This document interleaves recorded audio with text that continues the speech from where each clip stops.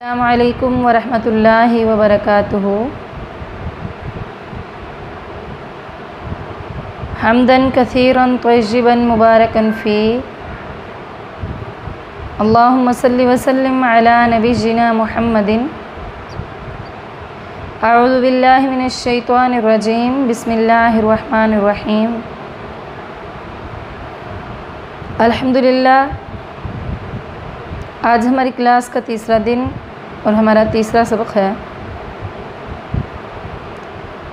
آج کی کلاس میں انشاءاللہ ہم سورۃ البقرہ کا پہلا رکوع پڑھیں گے۔ تو سب سے پہلے کہ اس سورہ کا نام بقرہ کیوں رکھا گیا؟ بقرہ کے معنی ہے گائے۔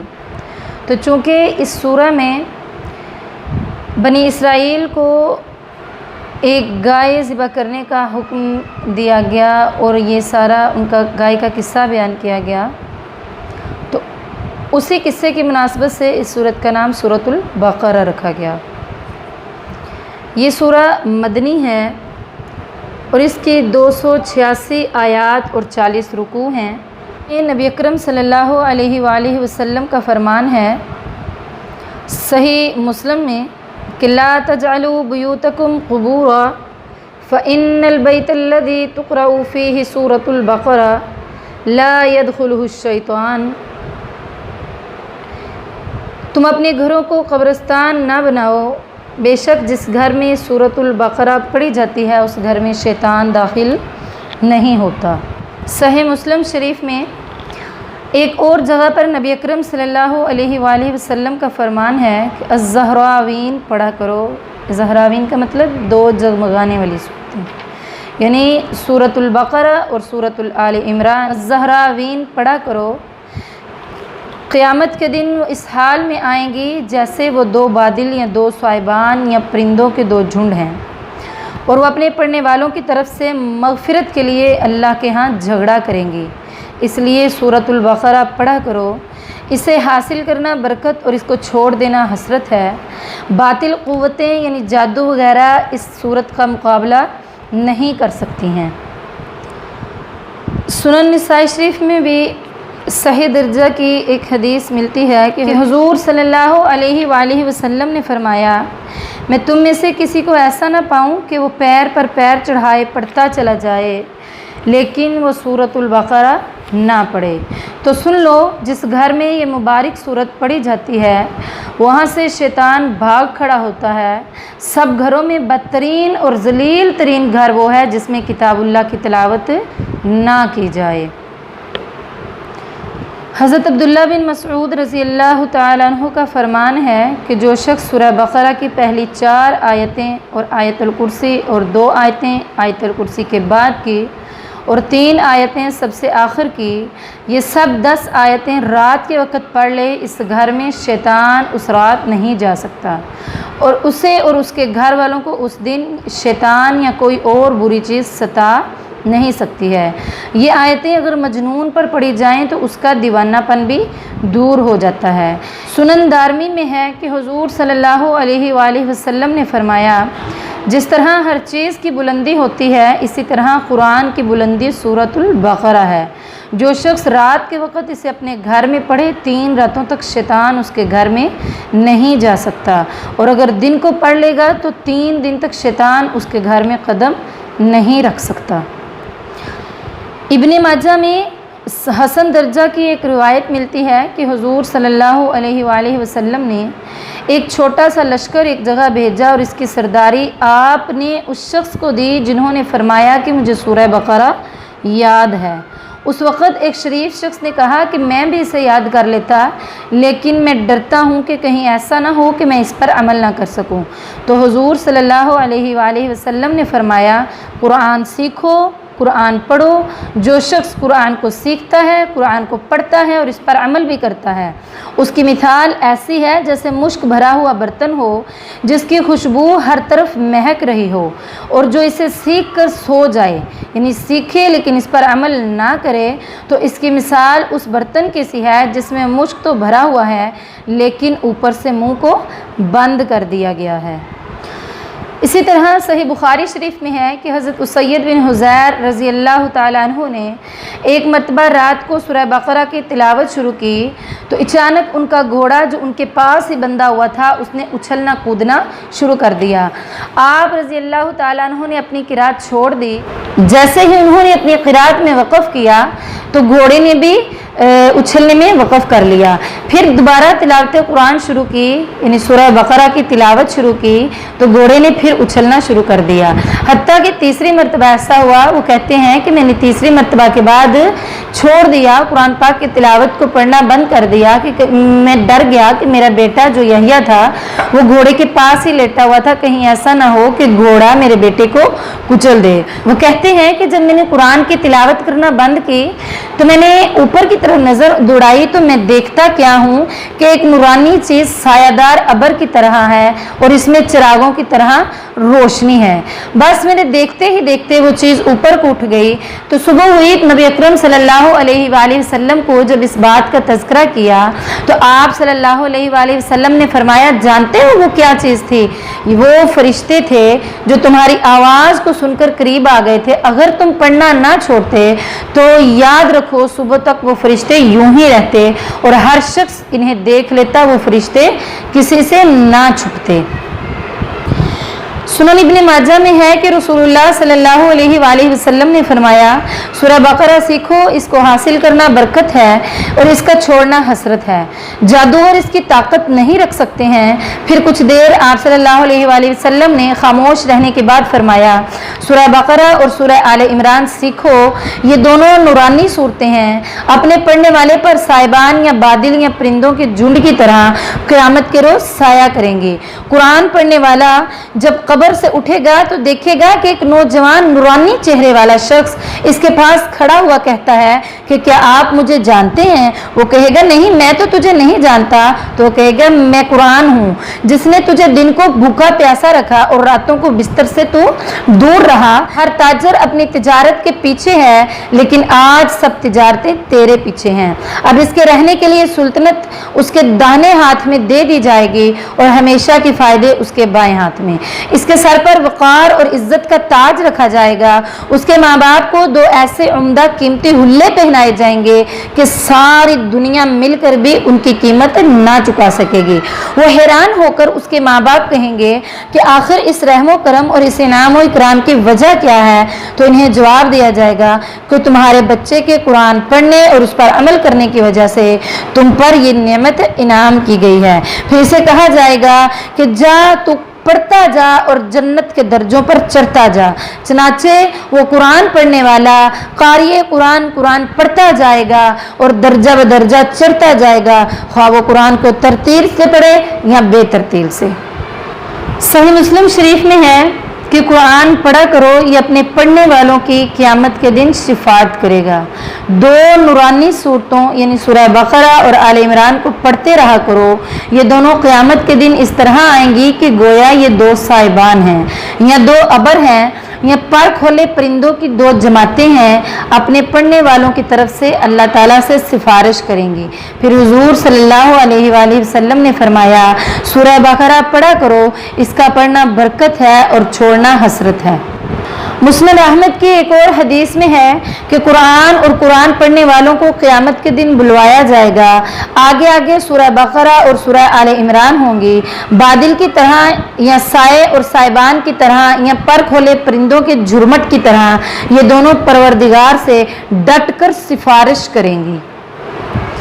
یہ اتنی فضیلت اور شان والی صورت ہے کہ اس کی آخری آیات کے متعلق صحیح مسلم شریف میں حضرت عبداللہ سے روایت ملتی ہے، وہ کہتے ہیں کہ قال فاعطی رسول اللہ صلی اللہ علیہ وآلہ وسلم ثلاثا اعطی الصلوات الخمس واعطی خواتیم سورۃ البقرہ وغفر لمن لم یشرک باللہ من امتہ شیئا المقحمات۔ عبداللہ کہتے ہیں کہ رسول اللہ صلی اللہ علیہ وآلہ وسلم کو معراج کی رات 3 چیزیں عطا کی گئی تھیں، یعنی 5 نمازیں، سورہ بقرہ کی آخری آیات اور آپ کی امت کے ان تمام لوگوں کے بڑے بڑے گناہ معاف کر دیے گئے تھے جنہوں نے اللہ کے ساتھ شرک نہیں کیا۔ یہ اتنی عظمت اور شان والی صورت مدنی صورتوں میں سب سے پہلی صورت ہے۔ مکہ میں 86 صورتیں نازل ہوئیں۔ نزول ترتیب کے لحاظ سے اس سورہ کا نمبر 87 یعنی 87 ہے۔ سورۃ البقرہ کے نزول کا پس منظر یہ ہے کہ مدینہ پہنچ کر رسول اللہ صلی اللہ علیہ وآلہ وسلم نے سب سے پہلا جو کام کیا وہ مسجد نبوی کی تعمیر تھی، تاکہ تمام مسلمان دن میں 5 دفعہ اکٹھے ہو کر نماز ادا کریں اور اپنے مسائل پر غور کر سکیں۔ دوسرا اہم مسئلہ مہاجرین کی آبادکاری اور ان کے معاش کا تھا، جس کے لیے آپ نے مہاجرین اور انصار میں سلسلہ مواخات قائم فرمایا، جس کی مثال دنیا میں کہیں نہیں ملتی ہے۔ تیسرا اہم مسئلہ مدینہ کی ایک چھوٹی سی اسلامی ریاست کے دفاع کا تھا، کیونکہ اب مشرکین مکہ کے علاوہ دوسرے مشرک قبائل بھی مسلمانوں کو صفحہ ہستی سے مٹانے پر تلے ہوئے تھے، اسی لیے خود مدینہ میں یہود مسلمانوں کے دشمن بن گئے تھے کہ آنے والا نبی سیدنا اسماعیل علیہ السلام کی اولاد میں سے کیوں مبعوث ہوا ہے۔ اسی ضد کی وجہ سے انہوں نے مسلمانوں کی مخالفت شروع کر دی۔ یہود کے 3 قبائل تھے، بنو قینقاع، بنو نذیر اور بنو قریظہ، مدینہ میں آباد تھے، جو آپس میں پھٹے ہوئے تھے اور مدینہ کے مشرکوں کے 2 مشہور قبائل اوس اور خزرج کے حلیف بن کر انہیں لڑاتے رہتے تھے۔ آپ صلی اللہ علیہ وآلہ وسلم نے سب سے پہلے یہودیوں کو ہی ایک مشترکہ مفاد کی طرف دعوت دی۔ نمبر 1، اگر مدینہ پر باہر سے حملہ ہو تو مسلمان اور یہود مل کر دفاع کریں گے۔ نمبر 2، مسلمان اور یہود دونوں رصدی اخراجات برداشت کریں گے۔ نمبر 3، مسلمانوں اور یہودیوں کے درمیان کسی طرح کے بھی جھگڑے کی صورت میں حاکم رسول اللہ صلی اللہ علیہ وآلہ وسلم کی ذات ہوگی۔ یہود کے لیے ایسی شرائط کو تسلیم کر لینا بظاہر تو ناممکن نظر آ رہا تھا، کیونکہ وہ مدینہ کی معیشت اور سیاست پر پوری طرح چھائے ہوئے تھے، مگر یہ اللہ کی خاص مہربانی اور ان کی باہمی نا اتفاقی کا نتیجہ یہ ہوا کہ یہودی قبائل باری باری اور مختلف اوقات میں اس معاہدہ کو تسلیم کرتے چلے گئے۔ اس طرح جب یہ ریاست اپنے پاؤں پر کھڑی ہو گئی تو مسلمانوں اور کافروں کے علاوہ ایک تیسرا مفاد پرستوں کا طبقہ بھی وجود میں آ گیا، جنہیں منافقین کا نام دیا گیا۔ اس صورت کی ابتدا میں انہی 3 گروہوں کا ذکر ہوا ہے، یعنی مسلمان، کافر اور منافقین کا ذکر ہوا ہے، اور یہی اس کے نزول کا پس منظر ہے۔ بسم اللہ الرحمن الرحیم، شروع اللہ کے نام سے جو بڑا مہربان نہایت رحم کرنے والا ہے۔ الف لام میم، یہ حروف مقطعات ہیں، یعنی کاٹے ہوئے حروف ہیں۔ مجموعہ احادیث میں سے کوئی بھی ایسی متصل اور صحیح حدیث ذکر نہیں ہوئی جو ان حروف کے معنی اور مفہوم پر روشنی ڈالتی ہو، لہٰذا انہیں وما یعلم تاویلہ الا اللہ کے زمرہ میں شامل کرنا ہی سب سے مناسب ہے، یعنی ان کے معنی اللہ کے علاوہ اور کوئی نہیں جانتا ہے۔ ذالک الکتاب لا ریب فیہ ھدی للمتقین، ذالک یہ الکتاب ایک ایسی کتاب ہے کہ لا ریب نہیں ہے کوئی شک فیہ اس میں، یعنی اللہ نے قرآن کو ایک ایسی کتاب بنا دیا جس کتاب میں کسی قسم کے شک و شبے کی گنجائش باقی نہیں رہی ہے۔ ھدن، اور یہ کتاب ہدایت ہے، للمتقین پرہیزگاروں کے لیے۔ تو دیکھیں جس طرح آج دنیا میں کوئی مصنف، کوئی رائٹر جب اپنی کتاب لکھتا ہے تو اس کے شروع میں ایک دیباچہ لکھتا ہے، اور اس دیباچے میں وہ تحریر کرتا ہے کہ میں نے اس کتاب کو حرف بحرف پڑھا ہے، میں امید رکھتا ہوں کہ یہ کتاب ہر قسم کی غلطی سے محفوظ ہوگی، لیکن پھر بھی میں قارئین سے گزارش کرتا ہوں کہ اگر اس کتاب میں کسی قسم کی کوئی غلطی یا کمی پائیں تو مجھے ضرور اطلاع کریں تاکہ آئندہ اس غلطی سے محفوظ رکھا جا سکے۔ تو دیکھیں اس کتاب کے شروع میں بھی جو آیت آئی ہے وہ سب سے پہلے یہی ہے کہ ذالک الکتاب لا ریب، یعنی یہ ایک ایسی کتاب ہے جس میں کسی قسم کے شک و شبے کی گنجائش ہے ہی نہیں ہے۔ ھدن، یہ ہدایت کا ذریعہ ہے، للمتقین، متقین کے لیے، اللہ سے ڈرنے والوں کے لیے یہ کتاب ہدایت کا ذریعہ ہے۔ تو دیکھیے یہ کتاب جو ہے یہ ساری کی ساری کتاب تمام انسانوں کے لیے ہدایت کا ذریعہ بن کر آئی ہے، لیکن خاص ادھر ہدن للمتقین کیوں فرمایا گیا؟ یہ ارشاد ادھر اس لیے ہوا کیونکہ اللہ تعالیٰ کا فرمان ہے جو شخص جس طرف چلنا چاہتا ہے اللہ تعالیٰ اس کے لیے وہی رستے آسان فرما دیتے ہیں۔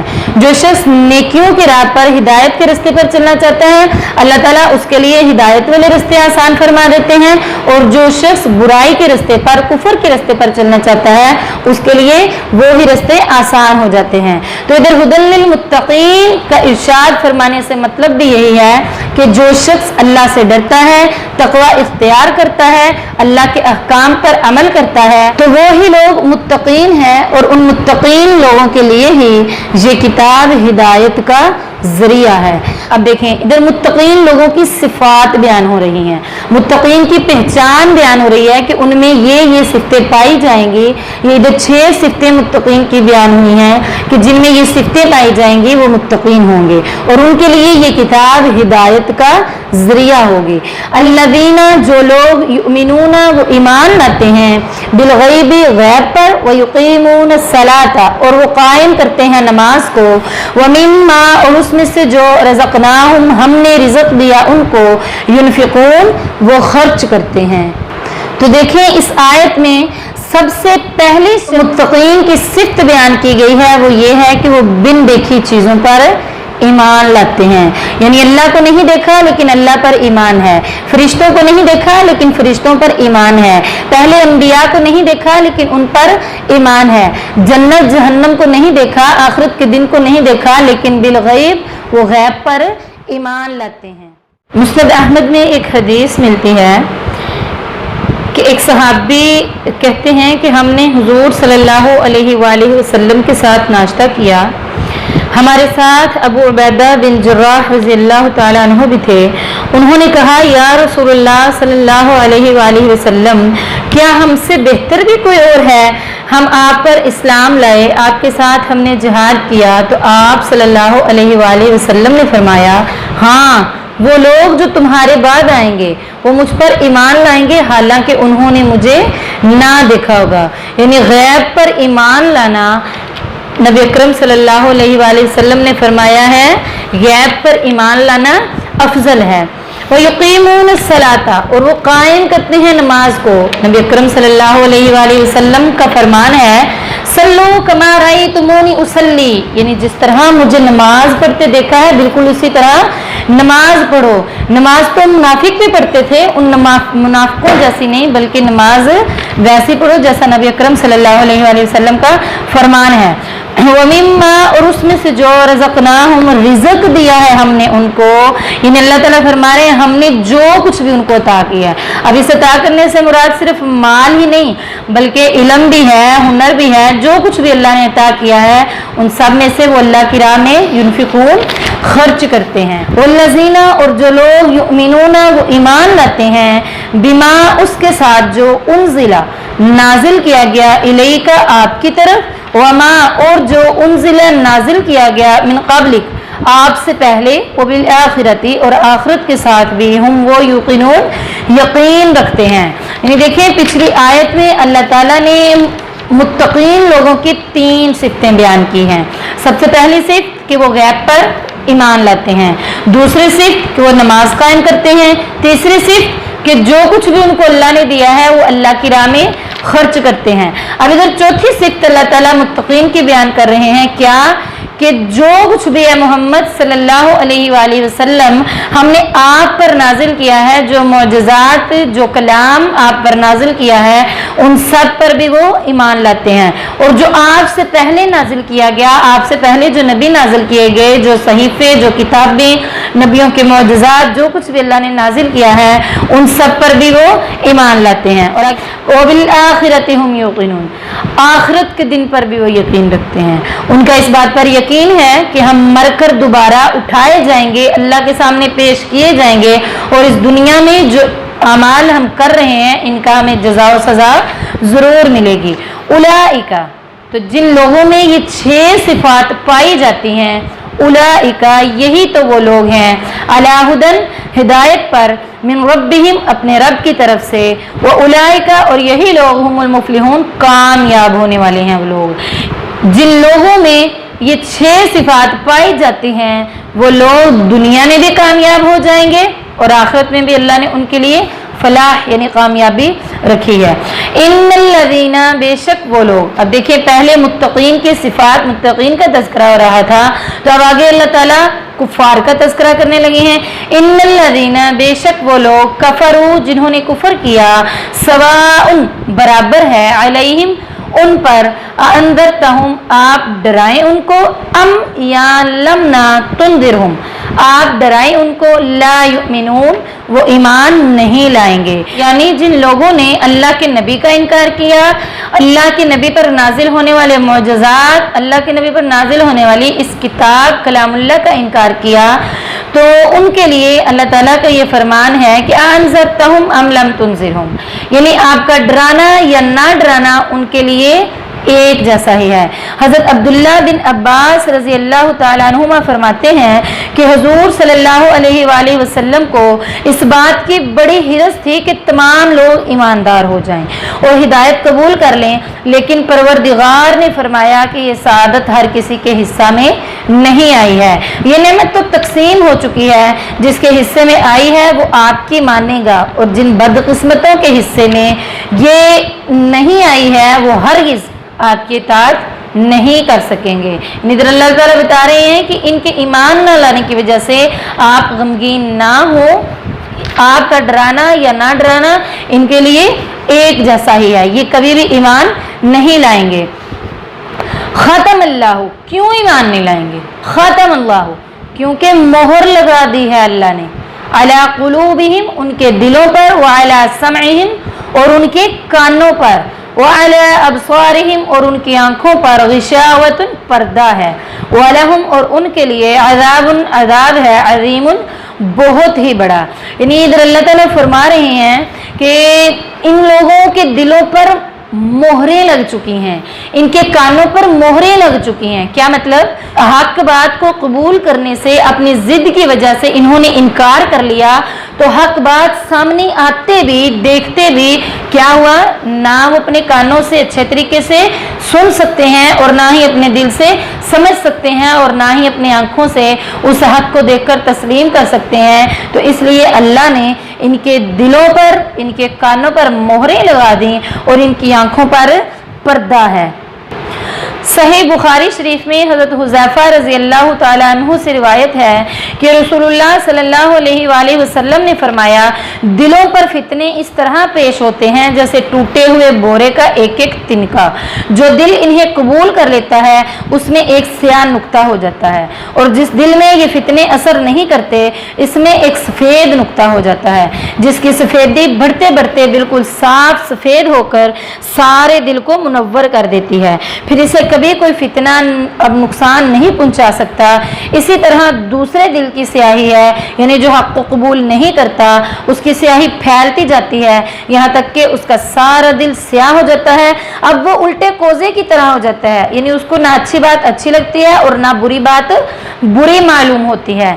तो यही है कि उन्होंने, काफिरों ने क्या किया कि अपने दिल पर फितनों को असरअंदाज होने दिया, तो उनके दिल स्याह हो गए मोहरों की वजह से, उनके कानों पर भी खातम मोहरें लग चुकी हैं, हक बात को सुनकर कबूल नहीं कर सकते हैं, हक बात को देखकर अबसारिहिम गिशावतुन, हक बात को देखकर जो है वो कबूल नहीं कर सकते हैं, और उनके दिल हक बात को तस्लीम करने से बिल्कुल इनकारी हो चुके हैं। वलहुम और उनके लिए अज़ाबुन अज़ाब है, अज़ीमुन बहुत बड़ा, यानी उनके गुनाहों की वजह से जो उन्होंने इनकार कर रखा है, इन गुनाहों की वजह से अल्लाह ताला ने उनके लिए बहुत बड़ा अज़ाब तैयार कर रखा है।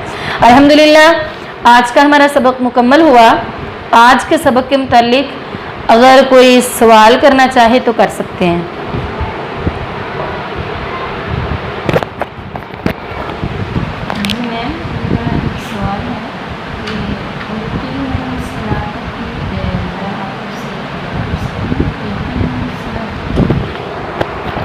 जी, आपका सवाल है वयुकीमून अस्सलात, वयुकीम वाव का मतलब और या पेश जो है इसका मतलब वो, वयुकीमून अस्सलात वयुकीमून और वो सब कायम करते हैं अस्सलाता नमाज को।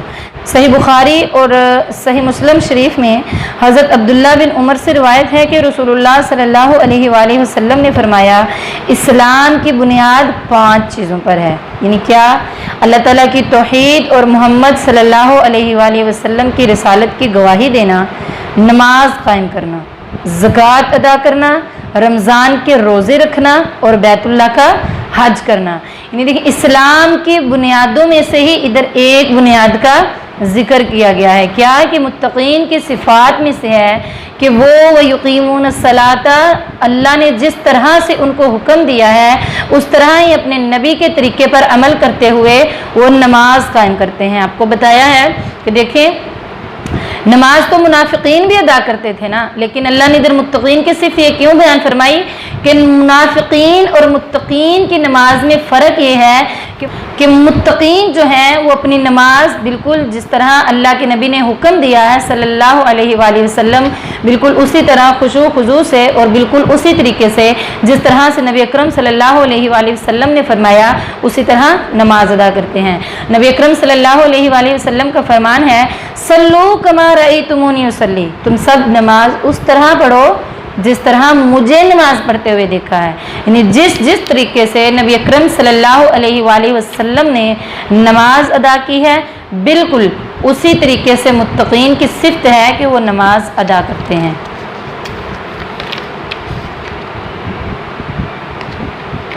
जी कोई और क्वेश्चन किसी का?